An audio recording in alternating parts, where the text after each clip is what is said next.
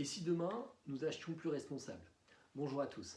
La crise actuelle a mis l'accent sur l'importance de l'achat.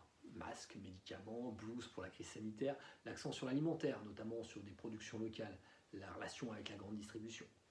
Vous êtes de nombreuses dirigeantes et dirigeants d'entreprises, de collectivités, à souhaiter améliorer votre impact dès maintenant. Vous avez probablement entendu parler d'achat responsable et pourtant vous avez encore du mal à le définir. En moins de 5 minutes, je vais vous livrer les notions clés de succès. Vous vous posez la question de savoir par quoi commencer. Vous voulez pouvoir prolonger votre effort dans le temps. Peut-être que pour vous, il y a eu un élément déclencheur, la crise. Elle a probablement modifié vos priorités, mais pour autant, il va falloir garantir la pérennité de votre structure. En moyenne, en France, les achats représentent 50% du chiffre d'affaires d'une entreprise.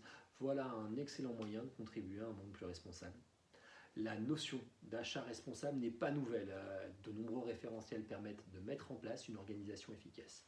Et oui, il faut structurer, parce qu'il s'agit de changer des modes de consommation, des pratiques ancrées dans votre organisation. Parce que vous avez eu un déclic, en est-il pour autant pour vos salariés, fournisseurs ou clients? Ont-ils eu tous la même réaction? Changer les manières de faire ne peut pas se réaliser en un claquement de doigts.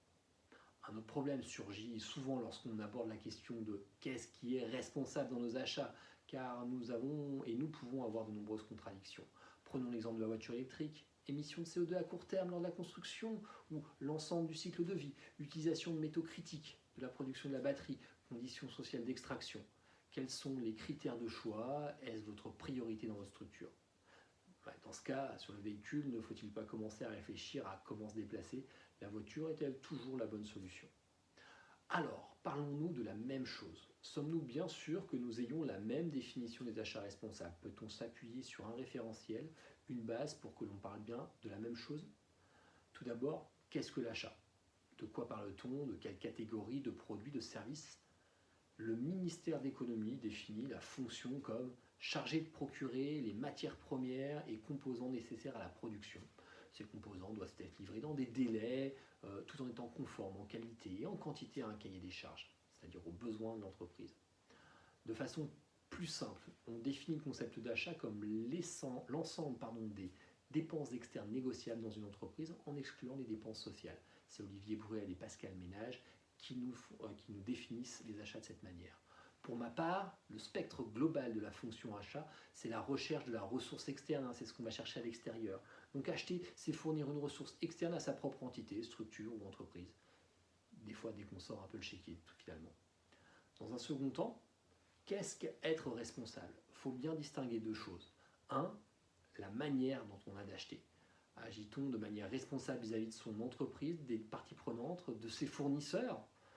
Quels sont les critères de choix? On parle ici d'éthique, de professionnalisme, de délai de paiement. Et puis à acheter des produits, des services responsables, des produits plus vertueux en termes d'environnement et de social.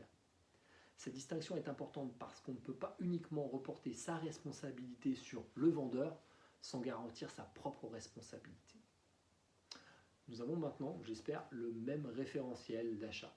On peut aussi utiliser la définition ISO, qui définit la fonction achat responsable, dont les impacts finalement environnementaux, sociétaux et économiques sont les plus positifs possibles sur le cycle de vie du service ou du produit. Il s'agit de se fixer des objectifs raisonnables, pratiques et réalistes. Maintenant qu'on a défini les choses, on peut mettre en place les grandes étapes pour avancer clairement sur le sujet. La première chose, on l'a vu, il faut sensibiliser l'ensemble de sa structure. Il faut analyser ses pratiques, définir sa propre politique d'achat et ses priorités, mettre en place un processus pour pouvoir le piloter et suivre son impact. Bien sûr, il est évident qu'il faille communiquer au prix de toutes ces parties prenantes, fournisseurs, clients, banques. Il est important que chacun puisse avancer et faire avancer son écosystème. Finalement, j'attire aussi votre attention sur quelques points importants pour mettre en place une politique d'achat responsable. Il faut travailler par famille d'achat, matières premières, mais pourquoi pas assurance, énergie, définir quel est réellement son besoin réel, quelle est la fonction du produit ou du service. Deuxièmement, il va falloir travailler sur un cycle de vie d'un produit ou d'un service. Comment peut-on améliorer son impact, quel que soit le moment de l'utilisation. Et troisièmement, on va mettre en place des mesures pour avancer, savoir d'où on part, pour voir jusqu'où on arrive.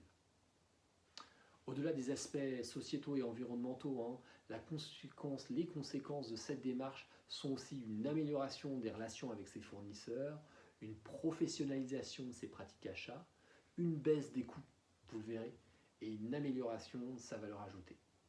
Merci à vous, j'espère avoir pu remplir ma mission, définir et vous expliquer un peu plus ce que sont les achats responsables.